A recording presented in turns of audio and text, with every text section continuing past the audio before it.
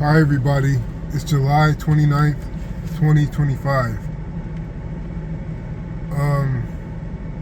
Some people strive to be tough, quote unquote, or to be resilient in a more reserved phrase.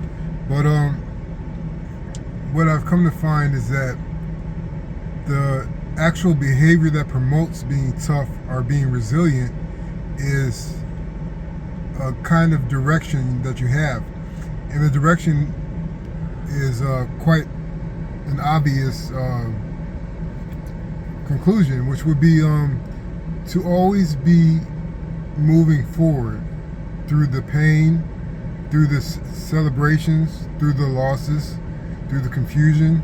The person that is accustomed to or used to moving forward after all situations arise, after all distractions come into their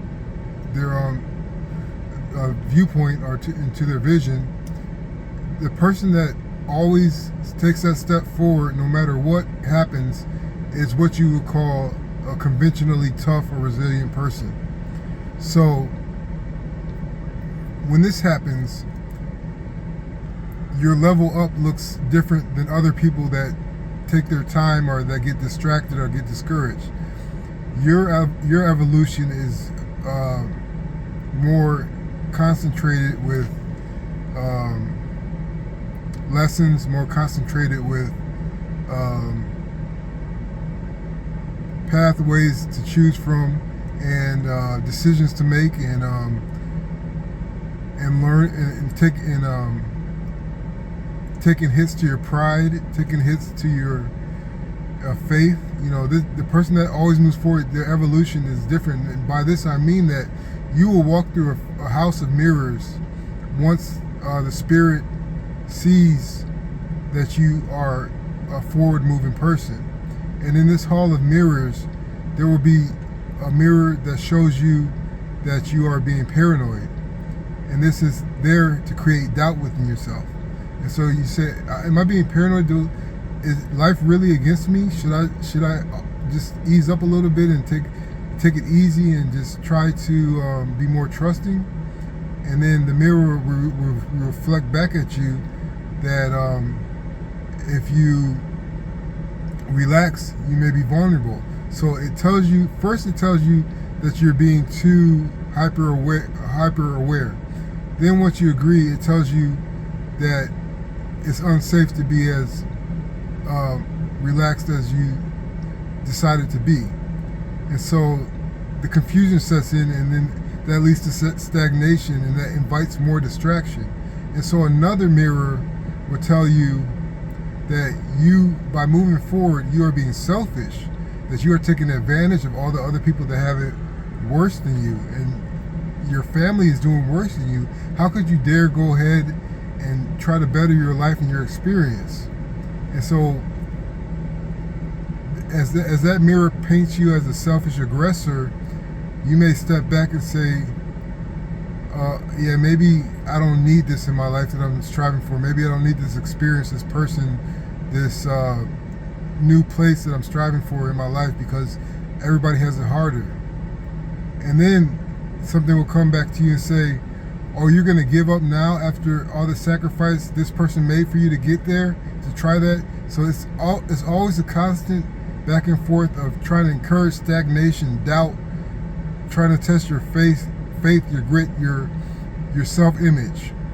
And so these mirrors come in multiple, various types of shapes that portray you as different people, or portrays different characteristics in you that you may not have at all, or that you may have very little of, or that you may actually be. So the trick that I've learned to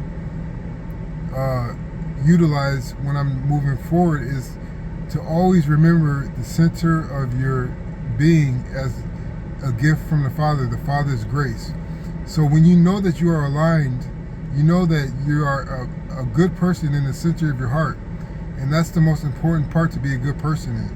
So once you have faith that you stay in the center and you stay as a good person and a believer in the Father, Son, Holy Spirit, the tricks, the distractions, that try to take away your faith, try to create doubt, try to create fear inside you, you will be able to deal with them very more handily because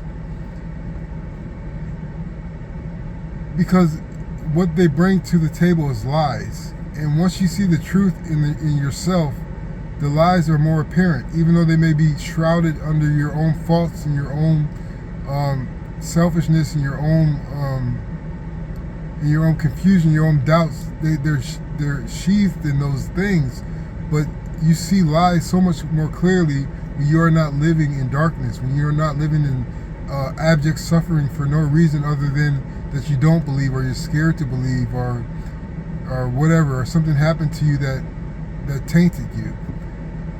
And to get over those wounds and those doubts, it takes a lot initially, but once you see it's simple, once you see that it's simple, and you acclimate and you assimilate that into your daily experience, the lies become apparent if you look closer and take your time.